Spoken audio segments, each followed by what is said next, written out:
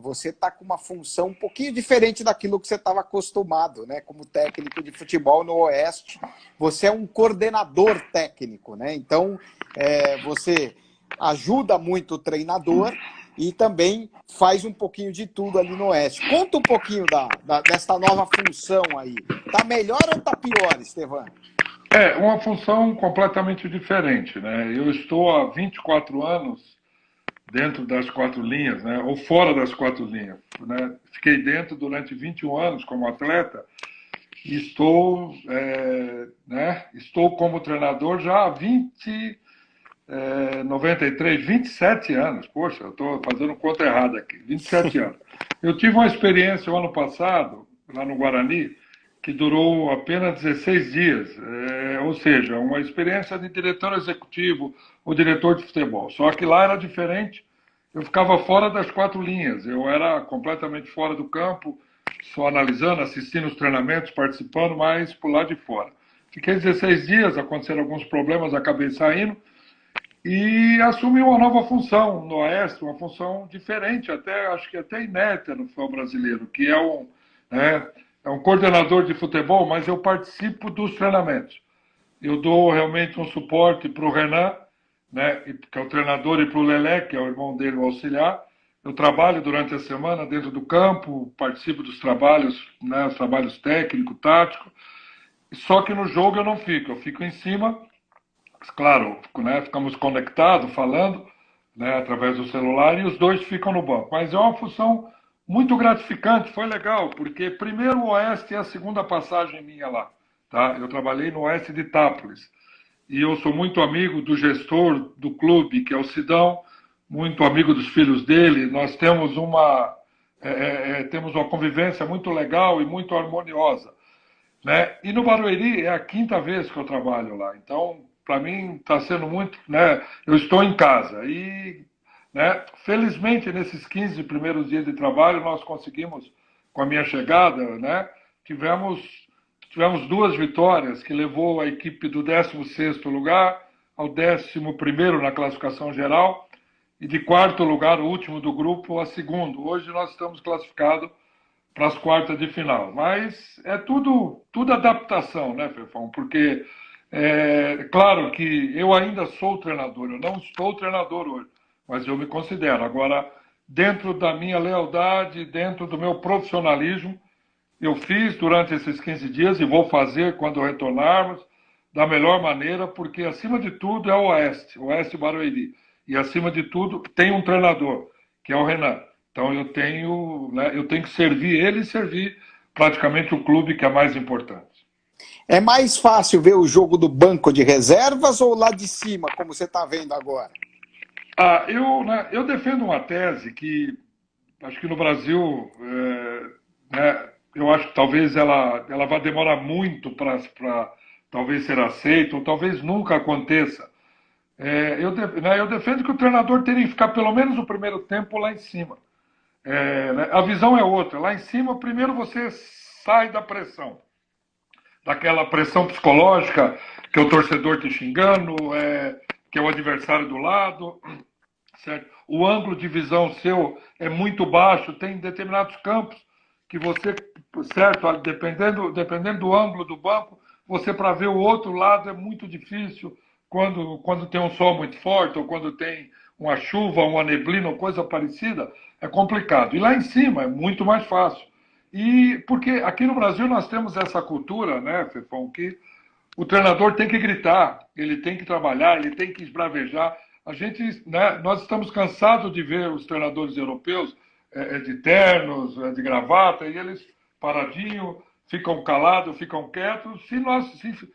Eu acho que se fizer isso aqui no Brasil, o fulano de tal não é participativo, não é um treinador ideal.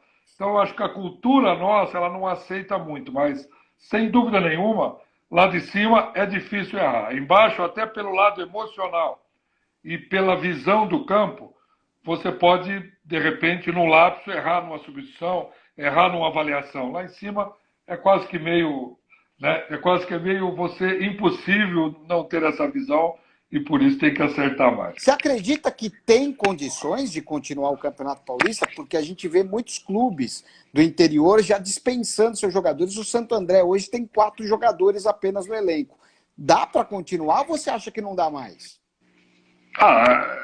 É uma situação completamente difícil, né? E completamente atípica que nós estamos vivendo, o que o mundo está vivendo. Eu acho que talvez desde a Segunda Guerra ou da peste espanhola, essas coisas que antecederam décadas atrás, aí o mundo talvez não, né, não tivesse se deparado com uma situação tão esdrúxula e tão assustadora, talvez seja essa coisa. E o futebol está dentro desse parâmetro, principalmente o futebol, que é um acúmulo de massa, que é um trabalho dentro do campo, durante a semana, o treinamento, existe o choque, existe o contato, o próprio jogo é de contato, cai um por cima do outro, comemoração, abraço.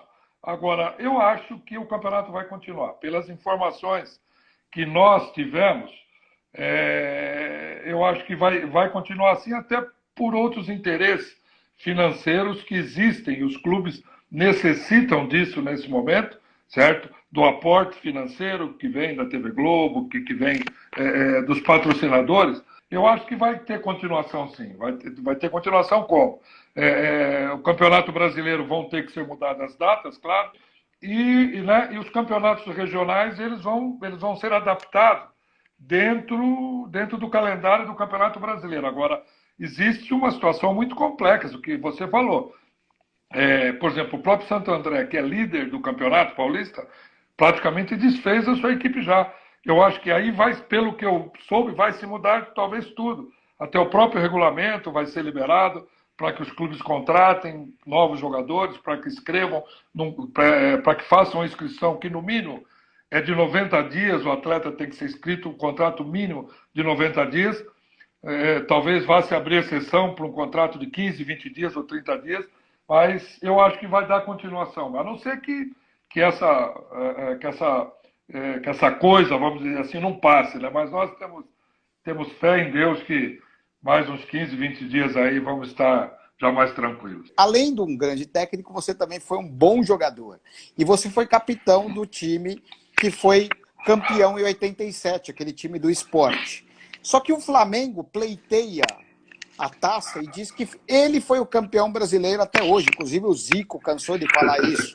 Quem foi campeão brasileiro, o Sport ou o Flamengo em 87, hein, Estevão? Só tem um campeão brasileiro. O Flamengo foi campeão do módulo verde na primeira etapa, quando teve a disputa com os 16 clubes do módulo verde, certo? O Sport, junto com o Guarani, foram campeões, porque o título foi dividido, do módulo amarelo. Foi-se marcado o quadrangular, que já era previsto, assinado em ata da CBF, em tudo parecido. O Internacional e o Flamengo não compareceram para disputar. Teve WO, nós fomos lá para a Ilha do Retiro nos 2 jogos, demos a saída, ganhamos o jogo de 1 gol. Eu falo que em qualquer país um pouco mais sério, né? Não que o Brasil não seja sério, mas um pouco mais sério, Flamengo e Inter teriam pego uma suspensão de 1, 2, 3 anos, e para moralizar, né? Eu acho que não tem nem o que se falar. E o meu amigo Zico, infelizmente, o ano passado eu vi uma declaração dele, né, eu não sei aonde, em qual programa de televisão, ele batendo no peito, eu fui campeão. Peraí, cara pálida, você é o Galo de Quintino, você é o nosso ídolo, pô, é da mesma geração minha, mas era o meu ídolo, foi o meu ídolo, é o meu ídolo, é o nosso ídolo, é o ídolo do Brasil. Tem um pouco mais de cautela nas suas palavras, naquilo que você passa para os seus ouvintes, seus telespectadores, para os seus seguidores. Hoje a palavra certa é essa. Mas só teve um campeão brasileiro que foi o Sport. Eu queria até contar uma passagem rapidinha, se você me permitir. Claro. Foi marcado o jogo primeiro com o Internacional lá na ilha, né? E o treinador, que era o Jair Pisserni, que o Leão havia saído, né, assumiu o Jair. O Jair fez o treino de sábado, o jogo às 4 horas na Ilha do Retiro. O Jair pegou, rapaziada, está liberado, não tem concentração, porque já sabíamos de antemão que o Inter não viria. E Aí os caras falaram, então vocês se apresentam amanhã aqui às 14 horas, jogo às 16, coisa assim. E a rapaziada treinou a semana inteira. Você imagina em Recife, na praia de Boa Viagem. O nego foi pra praia e tomando e sol, e pá, pá, 1 e pouco tomaram um banho e 2 horas chegaram. Teve uns 3 ou 4 que chegaram quente, após os caras chegaram.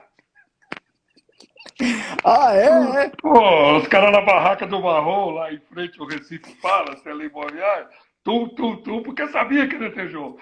Aí eu tô aqui no vestiário, eu era o capitão do time, tô olhando uns 3 ou 4, teve mamada. Eu falei, meu Deus.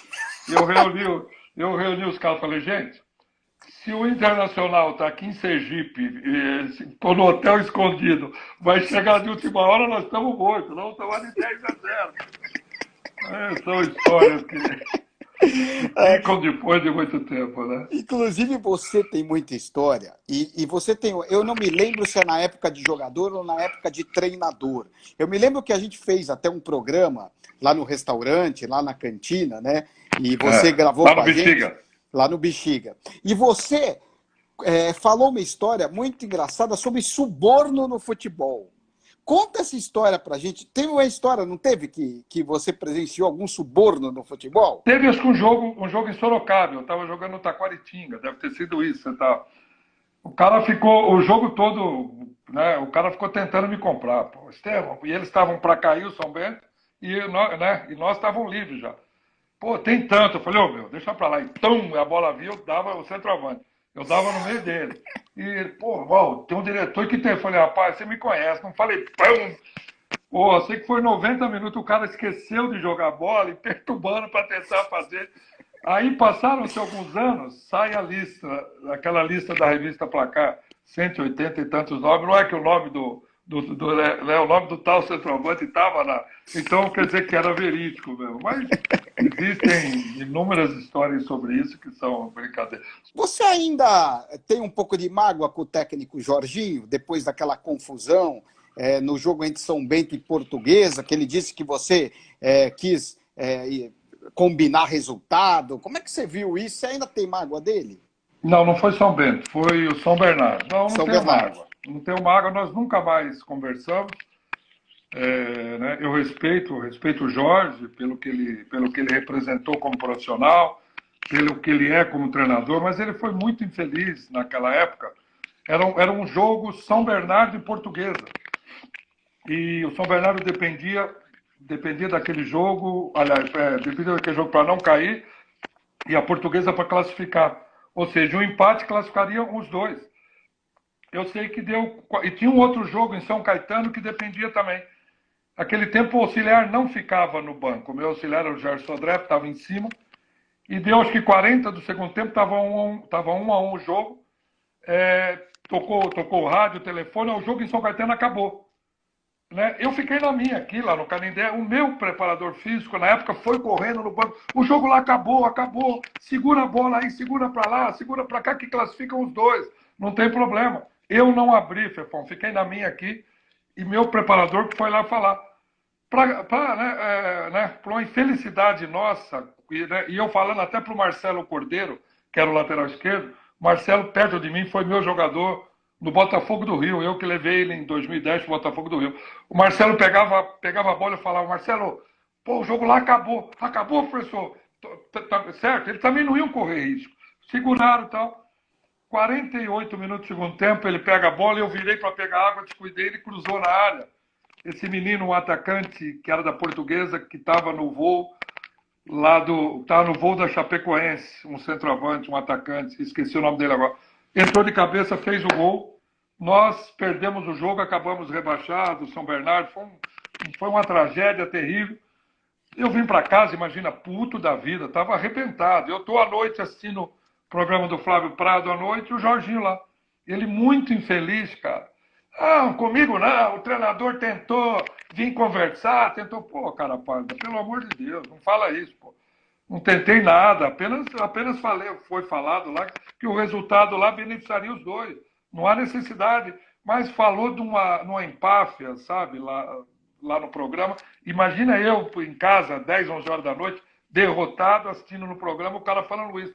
Mas o mundo deu volta, né? Porque no ano seguinte Eu estava no 15 Piracicaba e ele acabou rebaixado com a Portuguesa também, uma vitória nossa lá. Eu até depois dei uma entrevista para o Globo Esporte, lá acabei falando bobagem, sabe? Depois do jogo, num desabafo, com ofensas a ele, mas eu peço desculpa, porque aquilo foi coisa de momento. Não conversamos mais depois disso, mas não guardo mágoa nenhuma, não. Tá certo, tem que ser assim mesmo, não dá para ficar guardando mágoa de ninguém não, né, Estevão? Senão é muito ruim. Agora, você que sempre foi um cara muito identificado com a Portuguesa, venderam a Portuguesa, né, Estevão? Uma judiação que aconteceu com o time do Canindé, né? Eu trabalhei por quatro situações lá, né? Trabalhei como atleta em 82 e mais 3 vezes como treinador. Português eu tenho um carinho muito grande, né, eu me identifiquei muito e me identifico, torço para a Portuguesa pra caramba. Eu não vou usar nem essa palavra que você falou, venderam. Eu acho que a Portuguesa foi um misto. É até muito arriscado falar isso, mas o futebol brasileiro tá muito linkado a isso.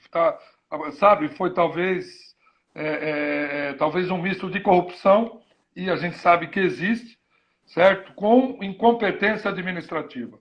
Então, essas duas situações no futebol, eles arrebentam com o clube. E não só a Portuguesa, o próprio Guarani está começando a se reerguer agora, tempos atrás, aí passou por momentos difíceis, outras equipes também. E é uma judiação, né? Porque a Portuguesa é um clube muito querido, é um clube muito tradicional. Felizmente, hoje, parece-me, com a chegada dessa nova diretoria, com a presidência do Castanheira, parece-me que as coisas administrativamente estão novamente voltando ao seu devido lugar. O clube faz uma boa participação na Série A2, mas a dívida da Portuguesa Ativa é muito grande. Há 2 anos atrás era coisa de quase 400 milhões. Um clube como o Palmeiras, Corinthians, São Paulo paga isso. A Portuguesa não tem condição, com todo o seu poderio. Então, talvez a única saída vai ser fazer uma negociação, que eles têm, inclusive, um projeto muito grande para o Canindé se tornar uma arena. Você acaba perdendo o clube vira um hotel, vira um shopping. A Portuguesa vai ter um aporte muito grande durante os 2 anos de construção da arena, e depois de 30 anos de comodato, vai ter 1% do hotel e 1% do shopping. Não sei se tem ainda esse projeto, mas há 3 anos atrás tinha, e acabou, quando foi para conselho, não foi aprovado, porque lá é muita briga, não se aprova. Mas talvez seja a última e a única solução antes que o Canindé vá para leilão. E aí nós vamos ter o Canindé onde? Lá em Guarulhos ou lá em Taubaté, porque não se tem mais espaço físico na cidade de São Paulo. É realmente complicada a situação da Portuguesa. Esperamos, né, que consiga reerguer pelo menos um pouquinho, porque a coisa é muito complicada. O Marcelo Silveira, que trabalha na TV Bandeirantes, no programa da Renata Fã, está perguntando se você está vendo bastante tapes de jogos e não sei o quê. Tá aproveitando para estudar um pouquinho, se aperfeiçoar um pouquinho mais esquema tático nesta quarentena aí, nesse campeonato parado, Estevão? Estamos vendo direto, estamos vendo. Agora mesmo estava com meu filho na sala assistindo Brasil e Tchecoslováquia, para o jogo, fiquei assistindo com ele um pouquinho, falando, ele tem 15 anos, né, falando dos jogadores antigos, mas o futebol era outro, né? Mesmo eu que eu estou há 48 anos no futebol, peguei todas essas 4 décadas, aí, quase 5 décadas, né? Passando por todas elas, e antes também, quando eu morava em Cafelândia, 11, 12 anos, eu tive um irmão mais velho, Bo, que já faleceu, que foi atleta do Linense, do Marília, do Garça, do Guarani, do Comercial de Ribeirão Preto, do Atlético Goiás. Eu ia com meu pai pequenininho assistir jogo do Linense, do Marília, então eu passei por todas essas fases aí, mas é um outro futebol. Até agora eu olho e falo, poxa, mas como é que a gente achava tão emocionante esse futebol, e o futebol hoje eu vejo que é tão parado, né? Mas a evolução física, tática, mudou completamente. São outros tempos, né, Fefão? É outra coisa completamente diferente. O que você acha da atitude do Esportivo de São Bento Gonçalves, que voltou aos treinos, né, no meio dessa pandemia aí? Dependendo do que foi determinado pelo governo do Rio Grande do Sul, Se está proibido, eu acho que eles estão errados. Parece-me, estou falando tudo no condicional, que há um consenso já entre os clubes da Série A, né? Que quando voltar, quando for liberado, vai começar todo mundo no mesmo dia. Eu acho que é uma questão de justiça. Esses tempos atrás, nós presenciamos um vídeo que veio lá da Europa, né? Do José Mourinho, não sei se você viu, deve ter visto, ele dando treino para 2 jogadores. Ele foi repreendido pela UEFA, pela Liga Inglesa. Ou seja, esse momento, não é? Nós temos falado muito isso, né? Tenho feito uma coisa de 20 e poucos dias, uma coisa no meu. Faço no Facebook, né? E faço nos meus contatos de grupos, que são mais de 30, nos amigos. Eu estou todo dia pegando uma música, uma música que eu gosto, uma música legal, né? Um vídeo. E eu ouço a música, faço um script dela, com palavras bacanas, de força. Na Semana Santa foi muito Ave Maria, na Sexta-feira Santa, domingo de Páscoa, e mando para todo mundo, quer dizer, um vídeo de música, alegrar. Todos nós temos que tentar nos ajudarmos. E você, num momento como esse, um clube lá, começa a querer tirar vantagem para quando der o retorno do Campeonato Gaúcho, ele está melhor que o outro. Aí é como eu falei, a questão lá do Zico, a questão do Flamengo, né? De querer tirar vantagem. Ô, Estevão, eu lembro que quando você estava dirigindo o Palmeiras, né?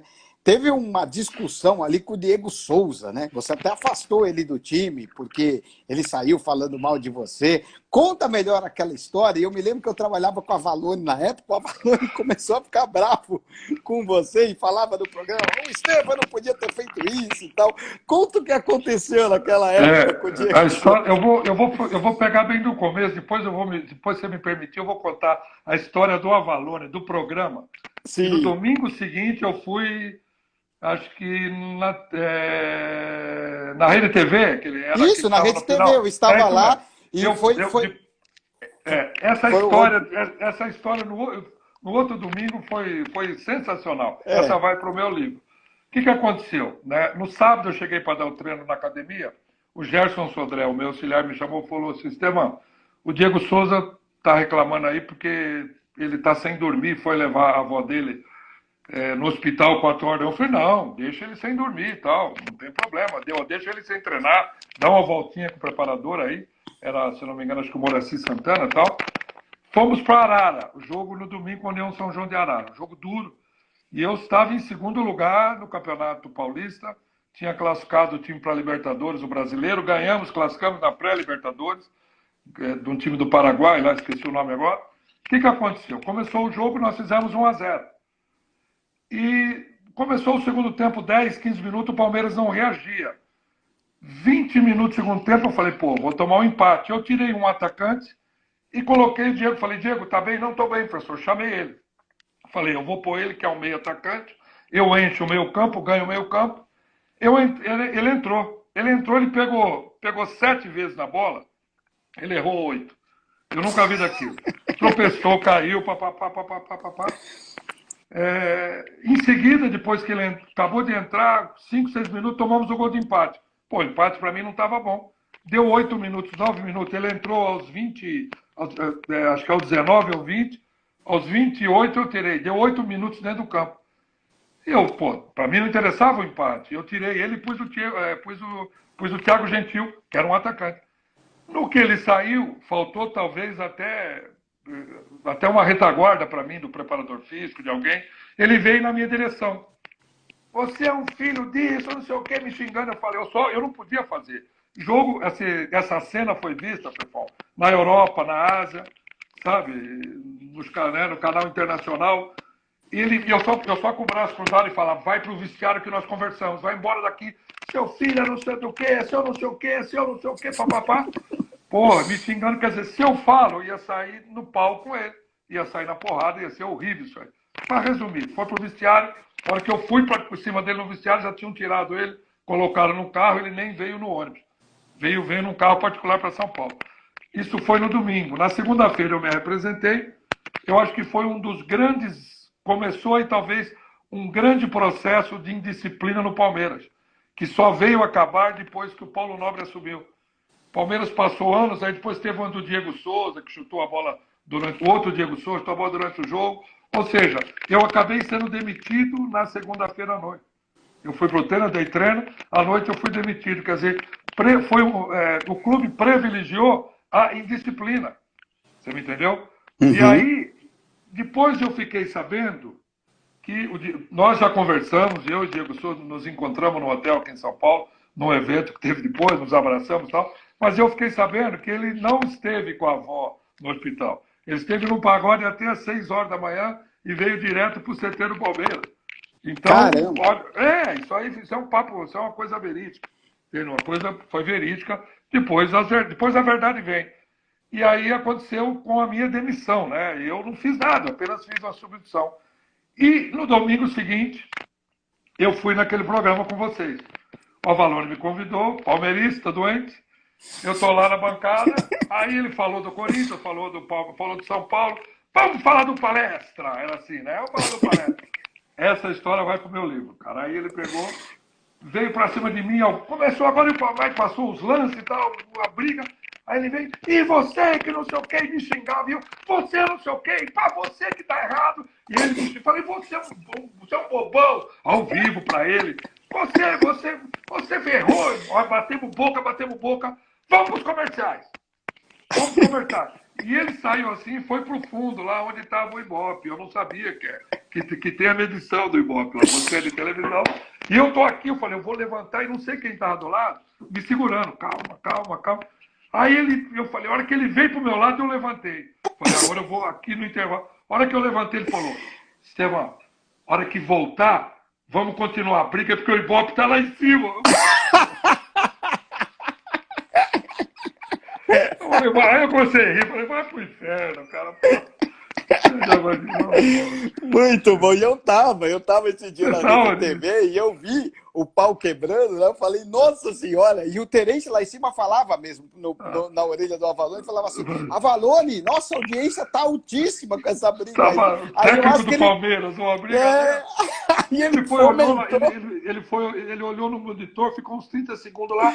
Eu falei, a hora que ele vier aqui, eu pensei, eu tava puto, imagina, demitido, sabe, desempregado, e o cara me falando bobagem. Aí eu falei, se ele falar, eu vou pra cima dele. Ele veio, eu encarei, ele falou, olha, quando voltar agora, nós vamos voltar à mesma discussão. Eu falei, vai. Sensacional essa história. E eu tava lá e eu presenciei tudo isso. No Ceará, quando você estava no Ceará, teve uma acusação do tal do Matheus Matias, lá, do Thiago Matias, né? Que falou que você acabou com o time, que você queria entregar jogo para o Fluminense, que você estava num restaurante. Você também depois chegou a conversar com esse jogador? Como é que foi isso aí, Estevão? Não, eu nunca vi mais o Thiago. Foi engraçado. Eu fui demitido do Ceará. E aí, como ficou para acertar mais alguns dias, tinha lá, geralmente você tem um acerto, 2, 3 dias, fazer o acerto, a rescisão de contrato. Eu estava no hotel, não lembro, Praia de Iracema, não sei onde era. Não, Iracema não, era ali central. Eu saí, tomei banho e fui jantar. Eu chego no restaurante, quem está lá? E o Fluminense ia jogar contra o Ceará no dia seguinte, ou 2 dias depois. Quem está jantando? O Abel Braga.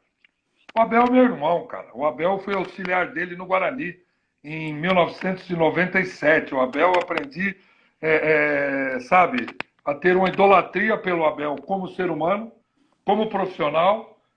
Pô, pô, fala inglês, fala francês, toca piano, canta samba. Um cara muito inteligente, com bons treinos, inteligentíssimo e parceiro. Você já deve ter entrevistado ele, um cara muito amigo. Ô, Estevão, vem cá, parceiro, sentamos e tal, e ficamos conversando, batendo papo, durante 1h30, 2 horas, no jantar. Aí deu meia hora, falei, Belão, tô indo tal, que amanhã cedo eu tenho. E um garçom do hotel, que devia ser torcedor do Ceará, achou que eu tinha ido para encontrar com o Abel, para passar, como se hoje em dia, ou há 10, 9 anos atrás, 8 anos atrás foi isso, 9 anos, como se hoje em dia precisasse, com análise de desempenho, com os analistas estudando, sabe, tintim por tintim de cada treinador, de cada jogador, de cada jogo, precisasse eu passar por Abel. Foi um encontro pelos meus filhos, casual. Um encontro que nos encontramos ali, pá, conversamos, falamos do Fluminense, falamos do Ceará. E esse rapaz, porque eu não sei o que aconteceu antes no Palmeiras, eu não sei se foi na Ponte Preta, onde eu trabalhei com ele, parece-me que eu não o coloquei para jogar uma coisa dessa, mas foi uma atitude muito infeliz dele, mas eu nunca mais o encontrei. Queria um dia encontrar para perguntar qual foi a fonte para ele poder falar isso, né? Uma acusação grave dessa. Acusação muito grave Muito mesmo. grave, muito grave. Agora, Estevão, eu até perguntei isso para o Sérgio Soares e vou perguntar para você. Muita gente está dizendo que os técnicos estrangeiros estão fazendo a diferença aqui no Brasil pelo sucesso do Jorge Jesus, do Sampaoli também. E muitos estão pedindo até o Jorge Jesus, né, para ser o técnico da seleção brasileira. Você concorda com isso ou não? Olha, o futebol, eu costumo falar, o futebol é como a própria vida, né? Nós já tivemos na época do Império, os reis, tudo cabeludo. Depois já não tinha mais, era tudo cabelinho curto. Aí veio a turma da Jovem Guarda, barbudo, cabeludo, calça boca de sino. Aí usava calça bem apertadinha embaixo. Essa calça, se você usasse há 10 anos atrás, cafona, não sei o quê. É coisa da moda, é do modismo, né? Hoje voltou a barba, todo mundo, a rapaziada usa barba, usa sapato de bico fino, que já tinha sido extinto há anos. E o futebol não é diferente. Se nós buscarmos na história do futebol, desde 1870 e pouco, eu tenho até uma palestra sobre isso aí, sobre a evolução tática, se nós buscarmos quando começou, desde o anárquico, pelo clássico, pelo piramidal, pelo WM 1932, coisa parecida, pelo carrossel holandês 74, não se muda nada. O WM nada era nada mais do que 3 zagueiros. Uhum. Certo? Os 3 zagueiros foram extintos nessa época, depois voltou numa década, os 3 zagueiros eram primordiais. Você tem que ter a linha de 4, com os 2 laterais fixos. Aí veio uma época, não, tem que ter alas. 3-5-2 com 2 alas. Tem que ter o Mauro Silvio Dunga, 2 volantes de marcação. Aí, como é que põe 2 volantes que são brucutus? Tem que pôr ou seja, a época tinha pontas, pontas. Depois os pontas foram abolidos. Hoje, se você não tiver pontas, não, extremos, né? A nomenclatura certa se você não tiver o extremo hoje, você está fora. Então, o futebol é como moda. E os treinadores que você falou, nós tivemos passagens de treinadores aqui. Deixa eu ver se eu lembro alguns nomes, que é bem antes de mim. Por exemplo, o Bela Gutmann. Nós tivemos o Filpo Nunes, que montou a primeira academia do Palmeiras. Eu não lembro que ano foi, 59, não lembro. Nós tivemos o José Poi, meu amigo, que me deu força na Portuguesa, certo? Um treinador argentino. Nós tivemos vários, quem mais? Filpo Nunes, ou seja, um monte deles que vieram aqui, o Freitas Solis, que fizeram história. Nós tivemos depois uma outra safra que veio na década passada aí e passaram vergonha. Hoje nós tivemos um treinador que veio que é completamente fora do que a Europa fala. Ele é empírico. Ele mesmo diz, não sei o que estou falando, Jorge Jesus é completamente empírico. Ele não lê nada. Ele faz na cabeça dele e faz muito bem, pelo que eu soube de pessoas que convivem lá dentro. Eu até, na Napolina, esse ano que fiz a pré-temporada lá para o Campeonato Goiano, estava desenvolvendo, junto com meu auxiliar e meu preparador físico, uma metodologia baseado no que ele estava fazendo lá em termos físicos. Então, veio um treinador que deu certo. O outro do Santos também, né, foi muito bem, estou muito bem, mas ele foi muito mal na seleção. Ele teve aonde, o Sampaoli? Na seleção argentina? Foi muito mal. Então, hoje virou modismo, virou moda. Eu acho que são bem aceitos. Eu acho que se a CBF quisesse dar uma chance, eu acho que seria uma ideia boa. Mas também vou bater na tecla que nós temos grandes treinadores aqui.